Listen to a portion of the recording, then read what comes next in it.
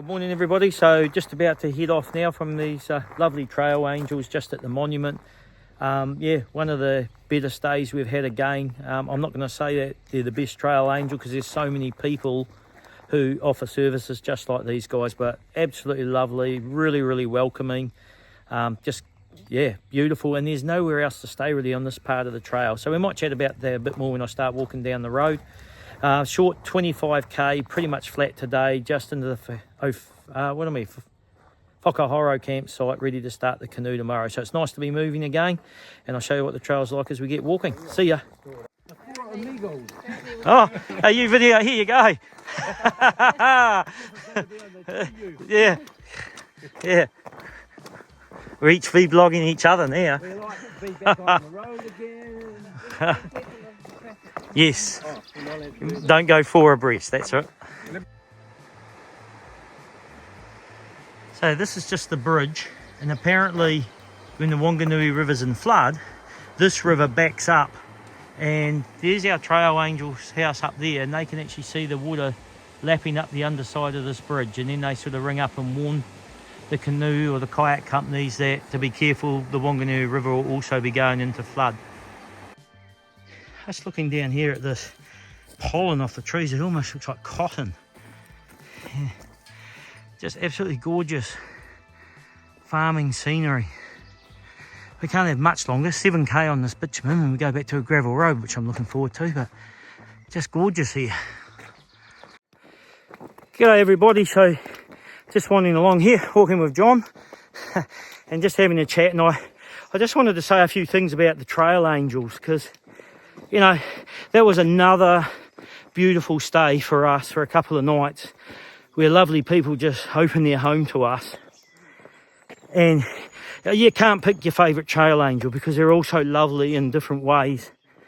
And you know, some of the things that concern me, there's always, when you talk to the trail angels, and I would have interviewed Sharon and Roger if I had had the opportunity, but they're pretty busy, they've had to shoot off today to an appointment.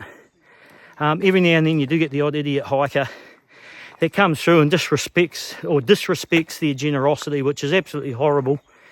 And us coming through their property, you could see it means the world to them. They're really delighted to see us. We all got a big hug before we left from Sharon. And it means so much to them. But I look at the commitment. Now, they've already got several people booked, I think, on Christmas Day, and they're going to do a Christmas Day meal for them. And you look at motel owners, it becomes a revenue for them, and they'll put their fees up on Christmas Day and they'll make money out of it. None of the trail angels I've met are in it for the money. They don't make money. And it's a huge commitment. That shed that we were in, they built that shed. They got beds in it. They put fridges in it. They put microwaves in it. They go into town. They stock that fridge so we have something cold. They've put in a bathroom. And one of the things that scares me is if the Te Araroa Trail ever changed and never went past their house and the route changed, there's these people that are really exposed. Our trail angels are potentially exposed there because massive commitment from them. All of a sudden they lose the hikers coming past. And I know Dennis Stanton from the Te Araroa Trust, he's a bit of a link between the trail angels and the Te Araroa Trust, but at the end of the day, the trail angels are completely out on a limb, all on their own. If something like that changes, it's sort of like just too bad. So, you know, I really hope in the future we can do something not just to protect the trail, but also to protect the trail angels, because they're an essential part of this journey and a big part of this journey, particularly in the North Island. So just a shout out to all those trail angels and the two we stayed with last night, Sharon and Roger. Really appreciate everything you guys do. We understand the sacrifices you guys make, and without you guys, particularly in this part of the North Island, we just couldn't do this walk the way we do it. Like, you really make our day as hikers, and I can't thank you all enough. So not just the two we stayed with last night, but every angel we've stayed with, and even the trail angels we haven't stayed with, just a big thank you. And to hikers coming behind us, just please respect our trail angels and their requests. That's all I can ask, because those people really, if you look at it from their shoes and their perspective, it doesn't take much to realise just what these people are doing for us, just purely out of the goodness of their heart and nothing else. Anyway, rant over. I'm going to keep enjoying this nice misty countryside behind us, as you can see. And I'll stop rambling because I've been caught up now. There you go, give a wave, guys. Morning. See ya.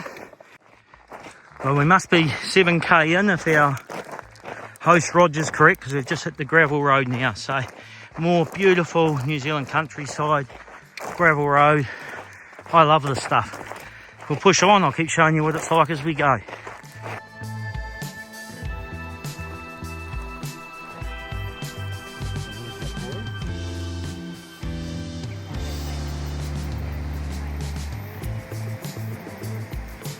Take one.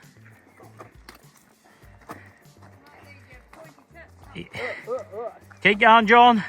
It's not that steep. Wow. Can you see the marker? It's up here, eh? Yep. Go that way. Yeah.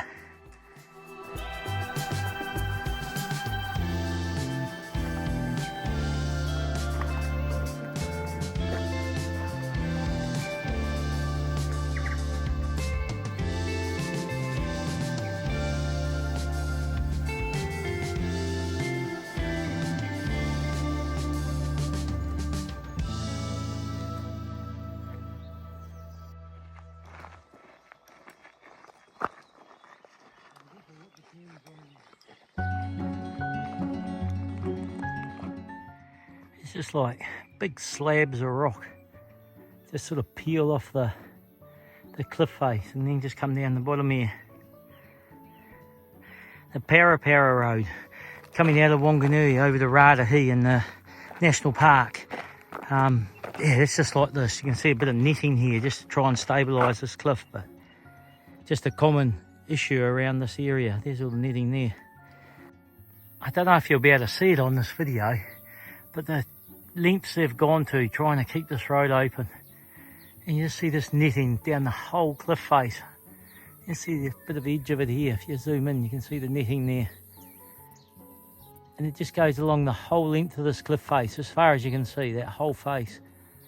They've got netting over the whole lot of it. It's amazing. Looks like these guys are going in for shearing. Ha. If I ever get a chance, I'll take you in and show you what it's like in the shearing shed if you haven't seen it and the sheep getting shorn. But yeah, it's just hard to get the opportunity.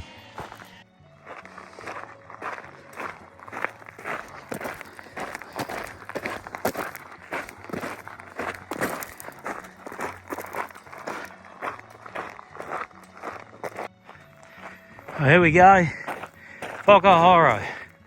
Here we go. So I haven't shown you that much today because just been another typical walk through the New Zealand countryside. It has been nice. I think the day before this was a little bit nicer, but still some pretty spectacular scenery and some nice cliffs and stuff.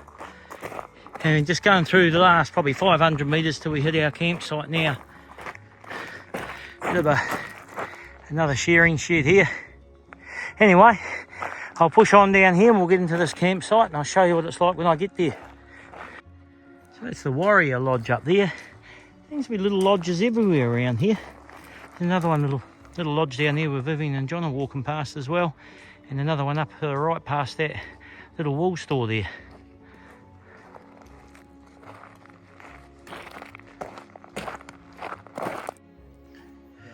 Well, we've arrived at the Whakahoro tent site. The Te Aroa notes, it just said camping only, and there's quite a nice hut there.